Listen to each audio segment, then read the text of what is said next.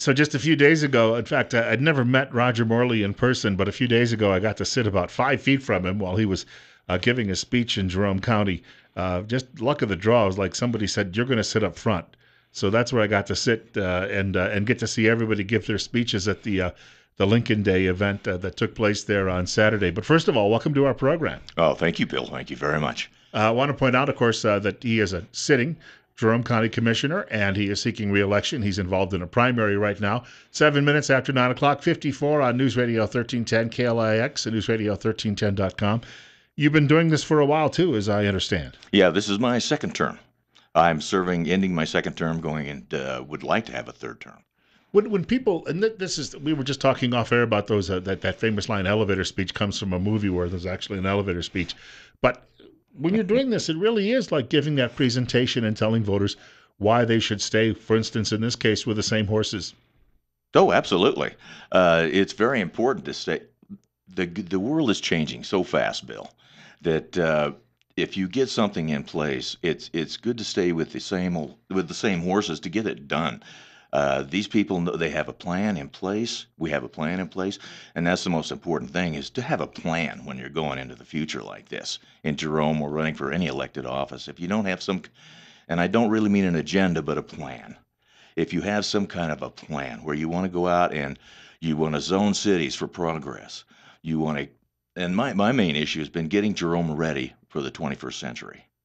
And we have been doing that in leaps and bounds, because I think Jerome is ready to assume its place in the Magic Valley.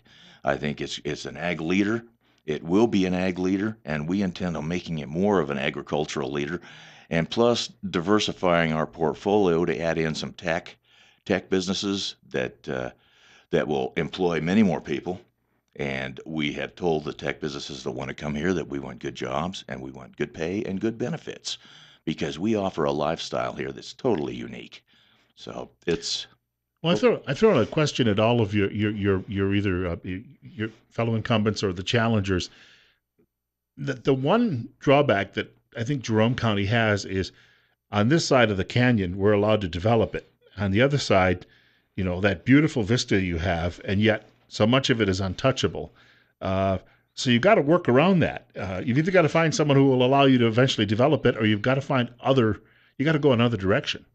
Yeah, I understand the quandary here, and it's one thing that the commissioners have really tried to work their way through.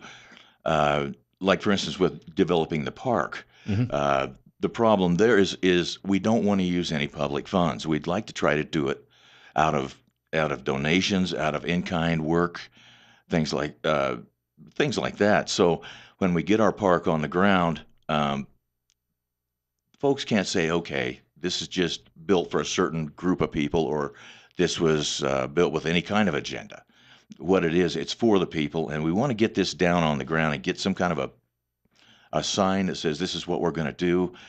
So much of that land is BLM and Idaho Department of Lands that it really ties our hands up, and our negotiating with the Idaho Department of Lands has not been really successful, but they've been cordial to us.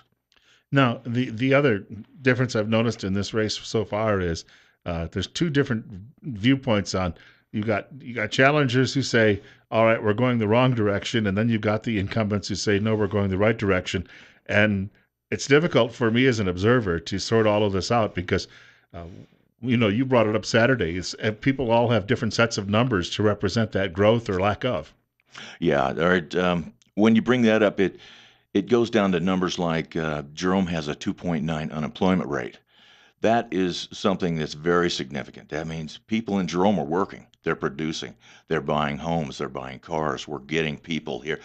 As a matter of fact, that is the main problem. I was at a SIDU meeting the other day, and that was our main problem, is the fact that we've drawn so much business that now we're running short on talent to come and work in the businesses. So we're changing our focus from attracting businesses to attracting people. How do you find those people with that skill level and convince them to relocate often to such a rural county? Well, you have to.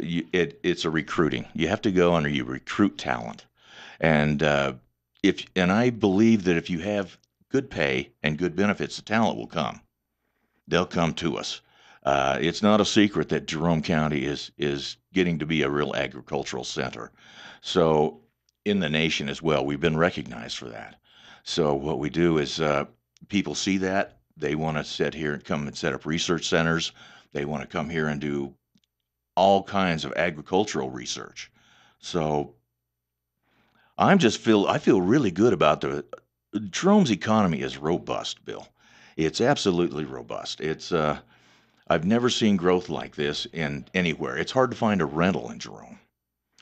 When people are coming here, and you have to give them the tour though, because I know that a lot of folks you grew up there, and I hear from a lot of folks on air and other people who grew up there who feel that it you drive through the downtown of Jerome itself, the city of Jerome, which really is the heart of the county, and that it has fallen on hard times, and that just the look of it is a turnoff to a lot of these people you'd like to relocate here. Well, and that's true. And the city of Jerome, the city administrators have addressed this problem, and the county commissioners have also chimed in and said, we'll help. Well, the days of being separate government entities is over. We have to band together to compete in a world economy. So if Jerome City needs help, then Jerome County is going to kick in and give it what we can because we're all really tied up in this thing together. And if one of us loses, we all lose. Like with the sewer plant when it went down, we all lost on that. So we try to make sure that's not going to happen again and to be more prepared for the future.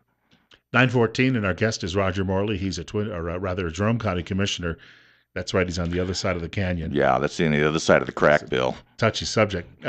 It's 50 right now at our studios, and for a lot of people who are involved in these campaigns this year, you don't see a lot of outsiders, and so because of that, having been, you know, everyone seems to be salt of the earth, Jerome County. From your perspective, what attracts you to staying there? Why did you stay there? What was it that when you grew up and you had a chance perhaps to pack up and move away, what was the decision maker? What called it for you? Well, the chance to get up and move away was jobs. There was no way to progress here. I did a career with the phone company, Mhm. and there was no way to progress here. So I had to move to Boise to progress my career, and that's been one of the major things that's helped me as being a commissioner, bringing that corporate knowledge into Jerome, because the corporations have invented a lot of the wheels that we're trying to formulate now. Corporations have already done that, like pay packages and incentive packages, things like that. So I come with a wide range of experience to Jerome, and I tell you, coming back to Jerome has been the most fulfilling thing I think I've ever done. Uh, they say, and like I said in the Republican meeting, they say a village raises a child, and I was a little hard on the village. This child was harder on the village than I should have been. So when I had a chance to come back and give back a little bit, I just jumped on it. And a commissioner was there. A commissioner job was opening up, and I figured, what a better way to give back. Now, having moved away, does that give you though a perspective when you come back? I mean, do you bring things back that that are advantageous to the job that you see when you're somewhere else? Oh goodness, yes. As far as how business, as far as how important business is to the community.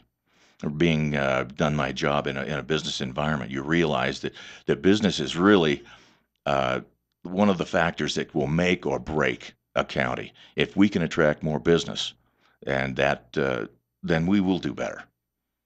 I don't really know how to put it any better than that. Now, as this thing winds downward into the last couple of weeks, I guess as of today, uh, the one thing that strikes me is that it's a small county. Everyone knows everybody else.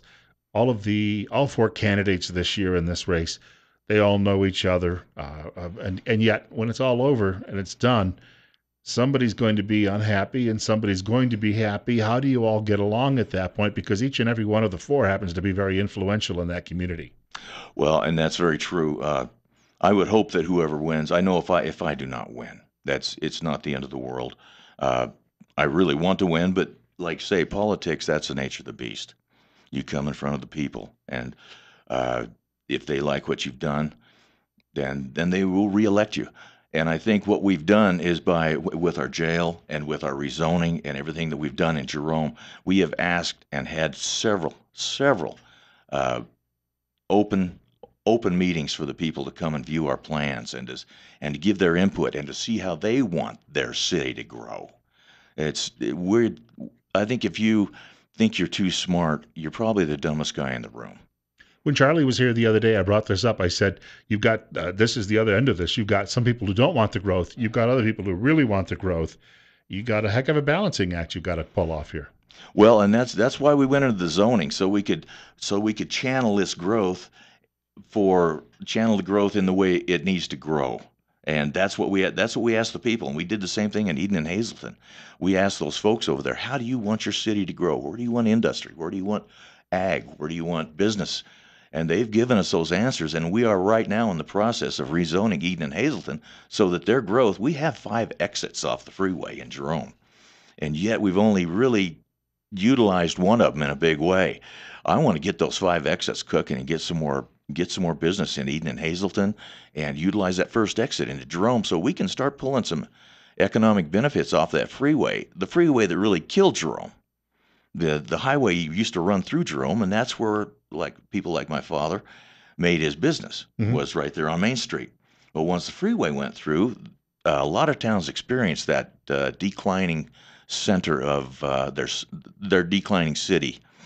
And so what we found out was by rezoning, we can actually rebuild our city, and the investment that we're making with the city in downtown reorganization reorganization is not the right word, but downtown rebuilding is something that we all have a great big stake in Jerome, and we all have great memories of what it was like, and we want that back again. Jerome's a great place.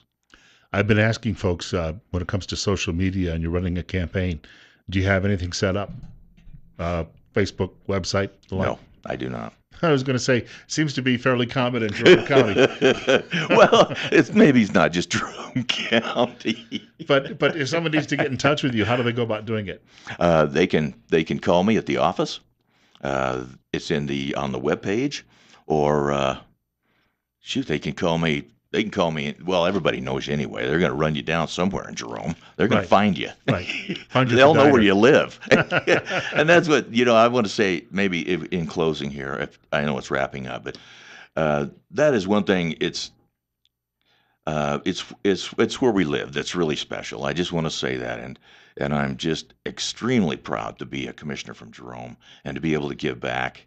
My father was always involved in politics there, and I just am very, very thankful for the people in Jerome that have given me 2 terms, whether I get 3 or not. Want to thank you for coming by today. Thank you very much, Bill. Roger Morley joining us. We're coming up on 9:20, and it's 54. Got some breaking news I want to share with you in a few minutes about the former baseball pitcher, Kurt Schilling. That's on the way in just a few minutes on News Radio 1310 KLIX and newsradio1310.com.